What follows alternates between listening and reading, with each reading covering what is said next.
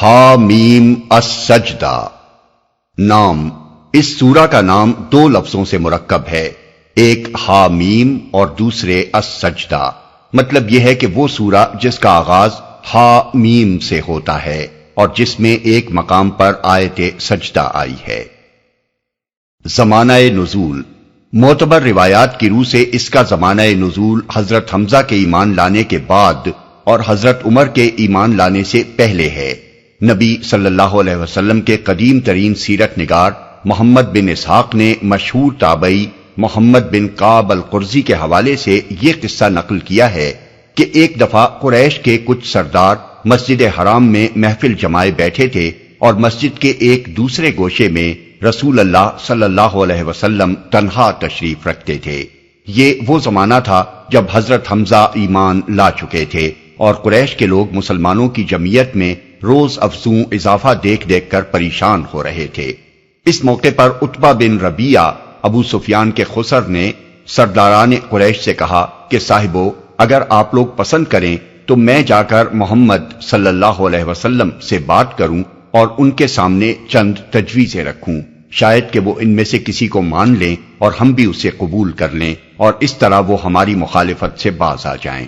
سب حاضرین نے اس سے اتفاق کیا اور عتبہ اٹھ کر نبی صلی اللہ علیہ وسلم کے پاس جا بیٹھا۔ آپ اس کی طرف متوجہ ہوئے تو اس نے کہا، بھتیجے، تم اپنی قوم میں اپنے نسب اور خاندان کے اعتبار سے جو حیثیت رکھتے ہو وہ تمہیں معلوم ہے، مگر تم اپنی قوم پر ایک بڑی مصیبت لے آئے ہو۔ تم نے جماعت میں تفرقہ ڈال دیا ہے، ساری قوم کو بے وقوف ٹھہرایا، قوم کے دین اور اس کے معبودوں کی برائی کی اور ایسی باتیں کرنے لگے جن کے معنی یہ ہیں کہ ہم سب کے باپ دادا کافر تھے۔ اب ذرا میری بات سنو، میں کچھ تجویزیں تمہارے سامنے رکھتا ہوں، ان پر غور کرو، شاید کہ ان میں سے کسی کو تم قبول کر لو۔ رسول اللہ صلی اللہ علیہ وسلم نے فرمایا، ابو الولید، آپ کہیں، میں سنوں گا۔ اس نے کہا، بھتیجے، یہ کام جو تم نے شروع کیا ہے، اس سے اگر تمہارا مقصد مال حاصل کرنا ہے تو ہم سب مل کر تم کو اتنا کچھ دیے دیتے ہیں کہ تم ہم میں سب سے زیادہ مالدار ہو جاؤ۔ اگر اس سے اپنی بڑائی چاہتے ہو تو ہم تمہیں اپنا سردار بنائے لیتے ہیں، کسی معاملے کا فیصلہ تمہارے بغیر نہ کریں گے۔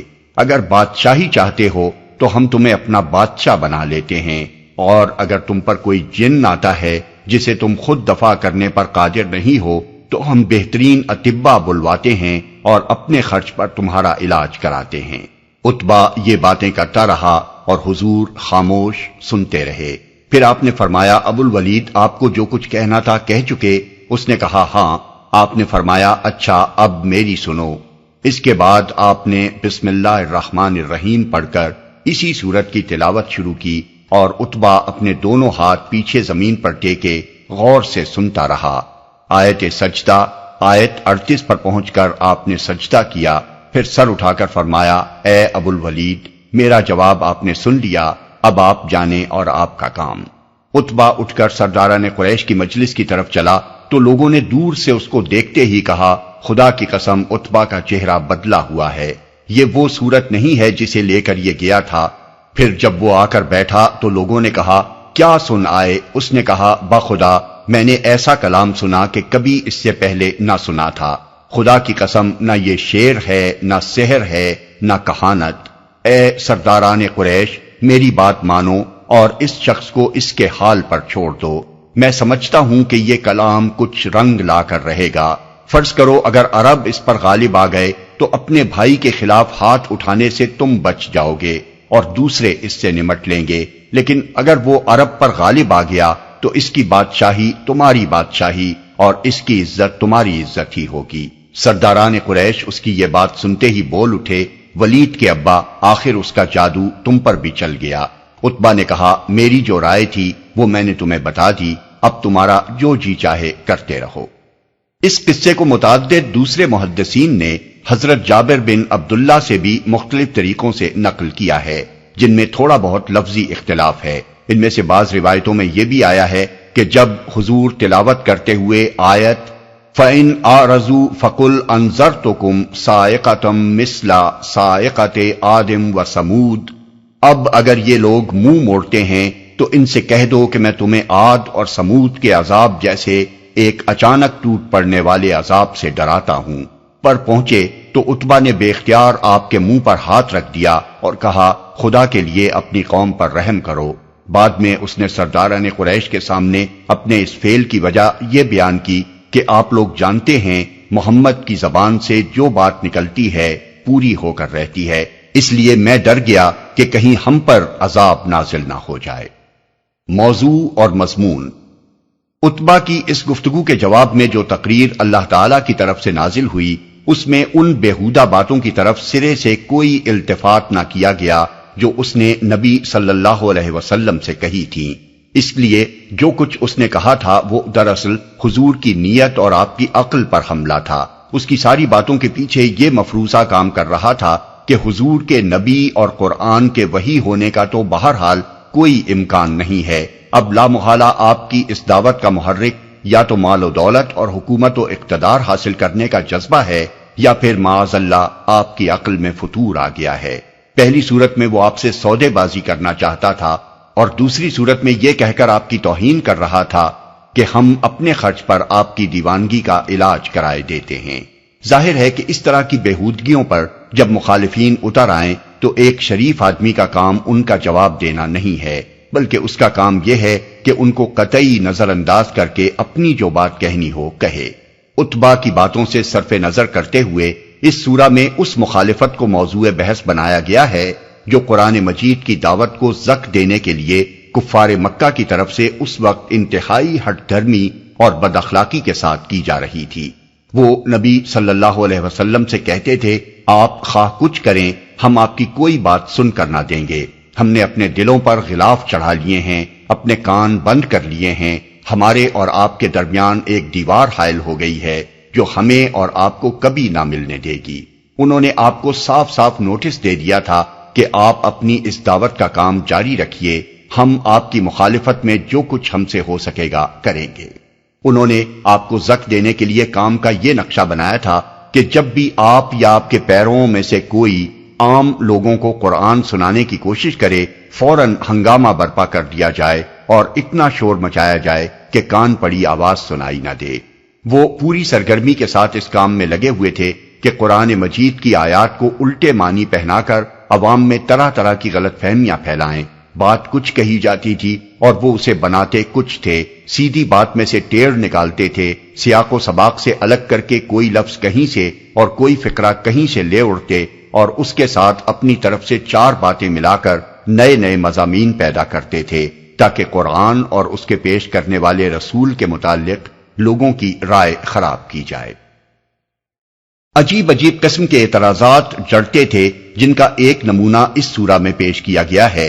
کہتے تھے کہ ایک عرب اگر عربی زبان میں کوئی کلام سناتا ہے تو اس میں معجزے کی کیا بات ہوئی؟ عربی تو اس کی مادری زبان ہے، اپنی مادری زبان میں جس کا جی چاہے ایک کلام تصنیف کر لے اور دعویٰ کر دے کہ وہ اس پر خدا کی طرف سے نازل ہوا ہے۔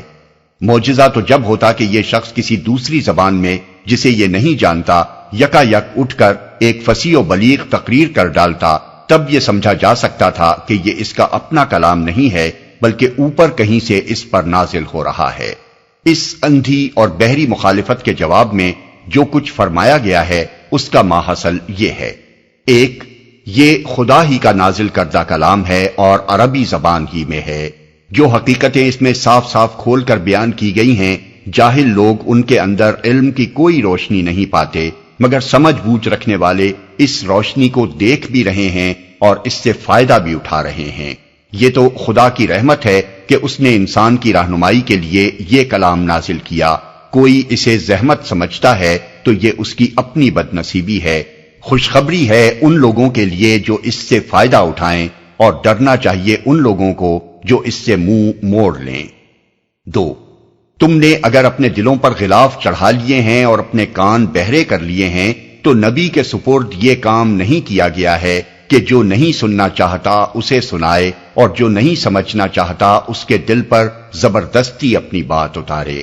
یہ تو تمہارے ہی جیسا ایک انسان ہے، سننے والوں ہی کو سنا سکتا ہے اور سمجھنے والوں ہی کو سمجھا سکتا ہے۔ تین، تم چاہے اپنی آنکھیں اور کان بند کر لو اور اپنے دلوں پر غلاف چڑھا لو، مگر حقیقت یہی ہے کہ تمہارا خدا بس ایک ہی ہے اور تم کسی دوسرے کے بندے نہیں ہو۔ تمہاری ضد سے یہ حقیقت بہرحال نہیں بدل سکتی۔ مان لوگے اور اس کے مطابق اپنا عمل درست کر لوگے تو اپنا ہی بھلا کرو گے، نہ مانو گے تو خود ہی تباہی سے دوچار ہوگے۔ 4، تمہیں کچھ احساس بھی ہے کہ یہ شرک اور کفر تم کس کے ساتھ کر رہے ہو؟ اس خدا کے ساتھ جس نے یہ اتھاہ کائنات بنائی ہے، جو زمین و آسمان کا خالق ہے، جس کی پیدا کی ہوئی برکتوں سے اس زمین میں تم فائدہ اٹھا رہے ہو اور جس کے مہیا کیے ہوئے رزق پر تم پل رہے ہو۔ اس کا شریک تم اس کی حقیر مخلوقات کو بناتے ہو اور سمجھانے کی کوشش کی جاتی ہے تو ضد میں آ کر منہ موڑتے ہو۔ 5، اچھا نہیں مانتے تو خبردار ہو جاؤ کہ تم پر اسی طرح کا عذاب اچانک ٹوٹ پڑنے کے لیے تیار ہے جیسا عاد اور سمود پر آیا تھا، اور یہ عذاب بھی تمہارے جرم کی آخری سزا نہ ہوگا بلکہ آگے میدان حشر کی باز پرس اور جہنم کی آگ ہے۔ 6، بڑا ہی بدقسمت ہے وہ انسان جس کے ساتھ ایسے شیاطین جن و انس لگ جائیں جو اسے ہر طرف ہرا ہی ہرا دکھاتے رہیں، اس کی حماقتوں کو اس کے سامنے خوشنما بنا کر پیش کریں اور اسے کبھی نہ خود صحیح بات سوچنے دیں نہ کسی دوسرے سے سننے دیں۔ اس طرح کے نادان لوگ آج تو یہاں ایک دوسرے کو بڑھاوے چڑھاوے دے رہے ہیں اور ہر ایک دوسرے کی شہ پا کر نہلے پر دہلا مار رہا ہے، مگر قیامت کے روز جب شامت آئے گی تو ان میں سے ہر ایک کہے گا کہ جن لوگوں نے مجھے بہکایا تھا وہ میرے ہاتھ لگ جائیں تو انہیں پاؤں تلے رون ڈالوں۔ 7، یہ قرآن ایک اٹل کتاب ہے، اسے تم اپنی گھٹیا چالوں اور اپنے جھوٹ کے ہتھیاروں سے شکست نہیں دے سکتے۔ باطل خواہ سامنے سے آئے یا در پردہ اور بالواسطہ حملہ آور ہو، اسے زک دینے میں کبھی کامیاب نہ ہو سکے گا۔ 8، آج تمہاری اپنی زبان میں یہ قرآن پیش کیا جا رہا ہے تاکہ تم اسے سمجھ سکو، تو تم کہتے ہو کہ یہ کسی عجمی زبان میں آنا چاہیے تھا، لیکن اگر ہم تمہاری ہدایت کے لیے عجمی زبان میں اسے بھیجتے تو تم ہی لوگ کہتے کہ یہ بھی عجیب مذاق ہے، عرب قوم کی ہدایت کے لیے عجمی زبان میں کلام فرمایا جا رہا ہے جسے یہاں کوئی نہیں سمجھتا۔ اس کے معنی یہ ہے کہ تمہیں دراصل ہدایت مطلوب ہی نہیں ہے، نہ ماننے کے لیے نت نئے بہانے تراش رہے ہو۔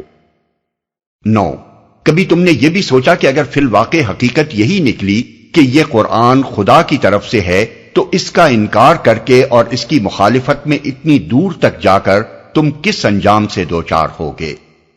10، آج تم نہیں مان رہے ہو مگر عنقریب تم اپنی آنکھوں سے دیکھ لو گے کہ اس قرآن کی دعوت تمام آفاق پر چھا گئی ہے اور تم خود اس سے مغلوب ہو چکے ہو۔